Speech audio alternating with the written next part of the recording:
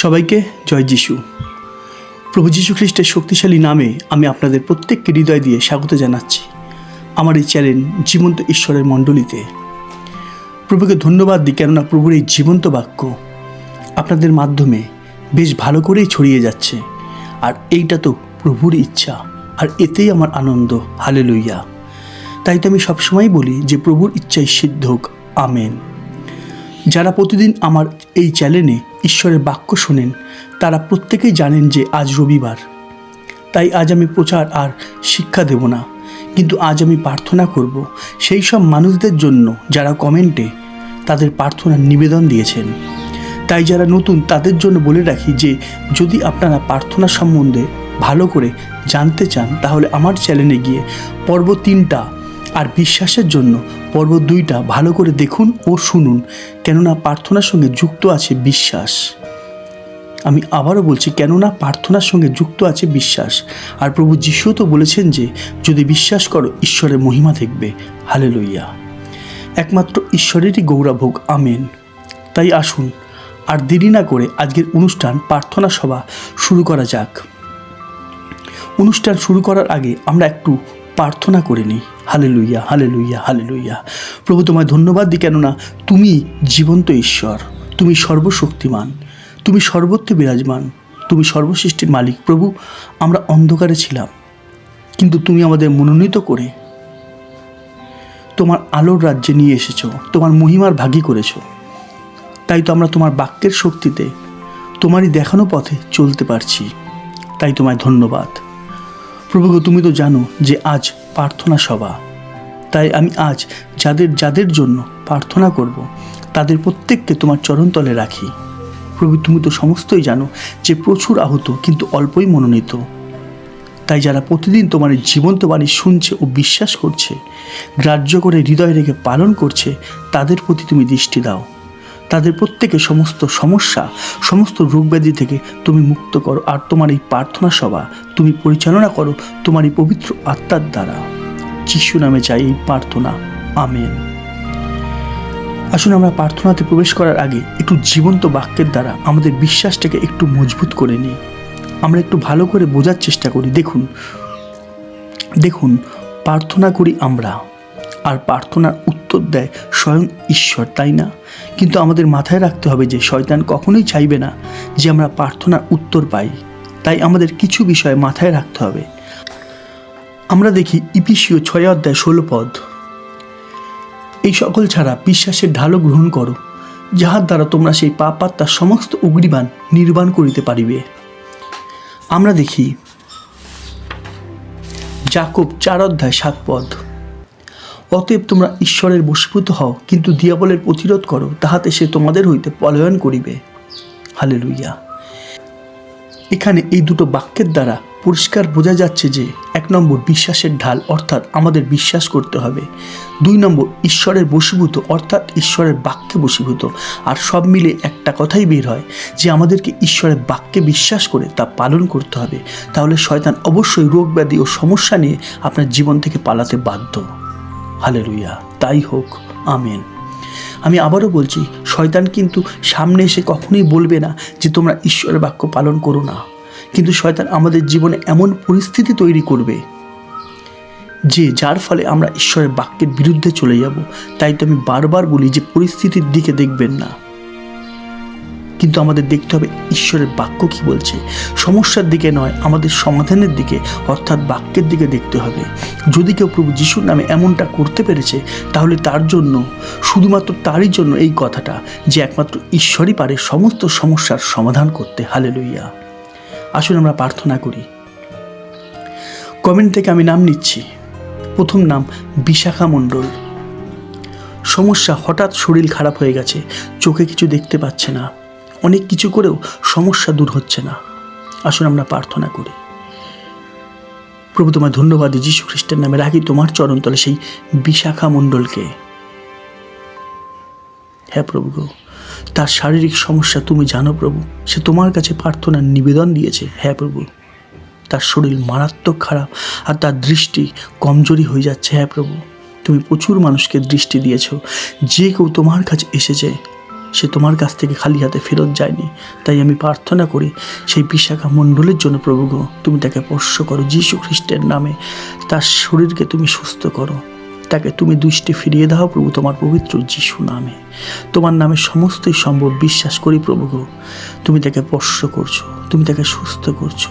তোমার পবিত্র যীশু নামে তার দৃষ্টি ফিরে আসুক। আমেন। প্রভু তোমার ধন্যবাদ যীশু খ্রিস্টের নামে, ধন্যবাদ যীশু খ্রিস্টের নামে তোমার দয়া, তোমার মহাকরুণার জন্য। এই প্রার্থনা তোমার প্রিয় পুত্র নাসিরুতীয় যীশু খ্রিস্টের নামে চাইলাম। আমেন।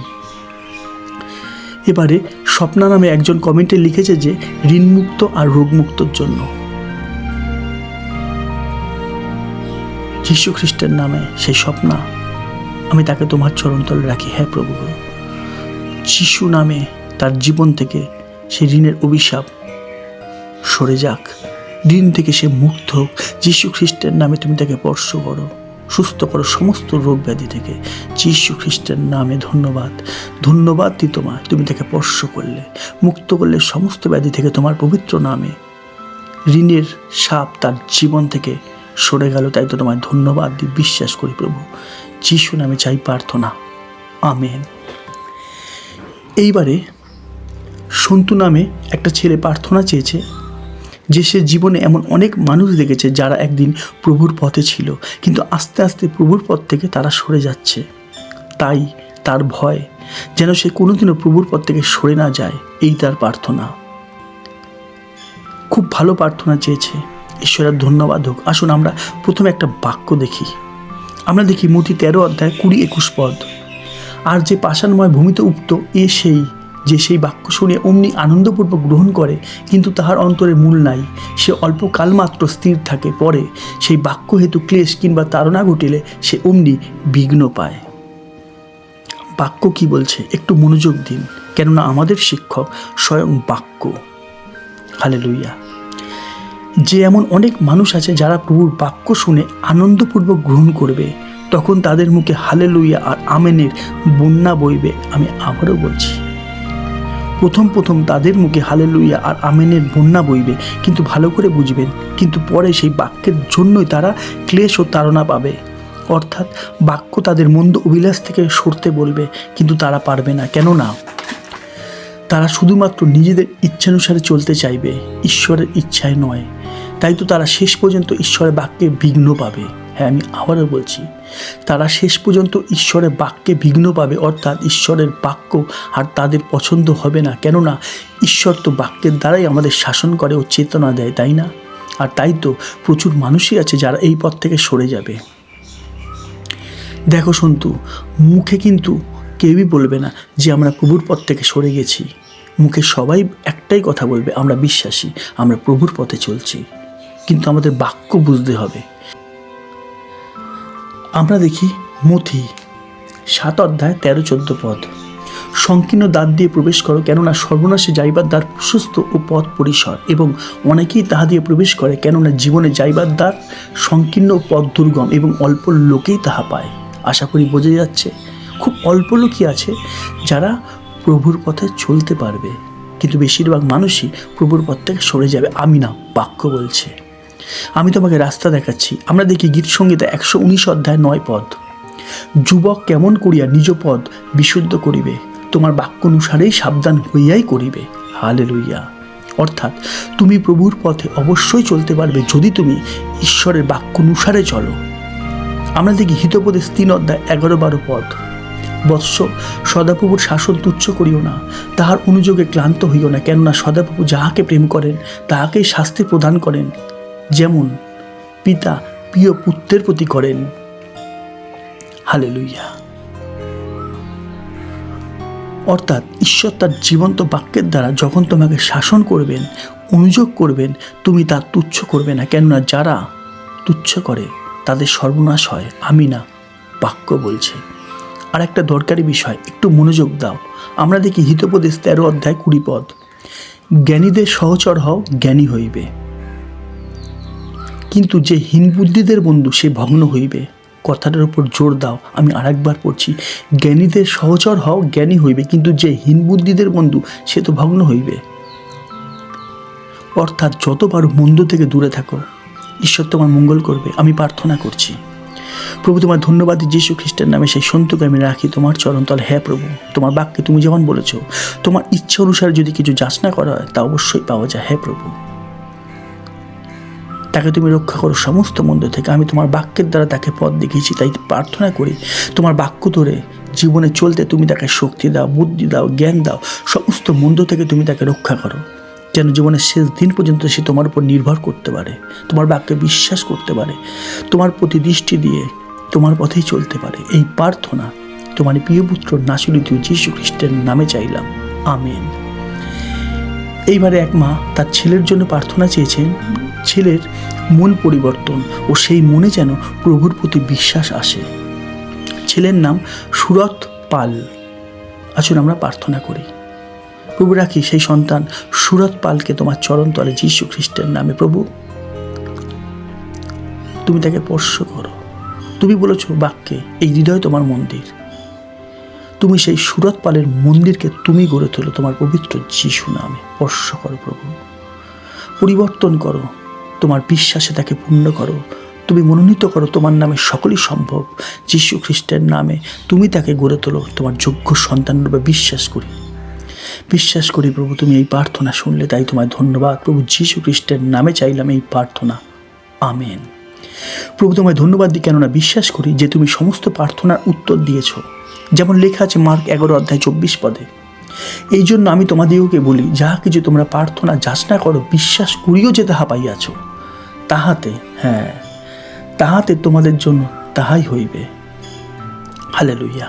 ধন্যবাদ প্রভু, তোমায় ধন্যবাদ দিই, কেননা বিশ্বাস করি তুমি প্রত্যেককে সমস্যা থেকে মুক্ত করেছো, রোগ ব্যাধি থেকে মুক্ত করেছো, তাই তো তোমায় ধন্যবাদ। একমাত্র তোমারই গৌরব আর তোমারই মহিমা হোক, আমেন। এইবার আমি প্রার্থনা করব জীবন্ত মণ্ডলীর সদস্যদের জন্য, যারা প্রতিদিন আমার এই চ্যানেলে এসে ঈশ্বরের জীবন্ত বাণী শুনছেন ও বিশ্বাস করছেন, তাদের জন্য।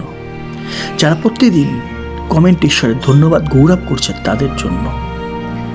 আসুন আমরা প্রার্থনা করি।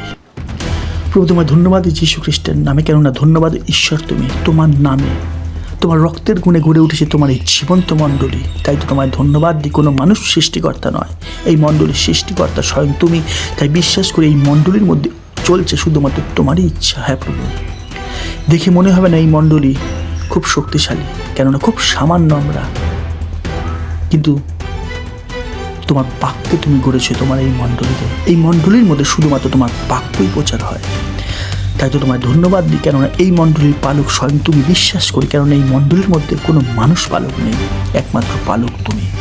আমি প্রার্থনা করি তোমার এই মণ্ডলীর প্রত্যেকটা মানুষের জন্য তুমি প্রত্যেককে দয়া করো প্রভু। তোমার মহাকরুণা প্রত্যেকের জীবনে আছে বলেই তোমার পবিত্র জীবন্ত বাক্য প্রত্যেকটা মানুষ শুনতে পাচ্ছে, যা অনেকে জানে না।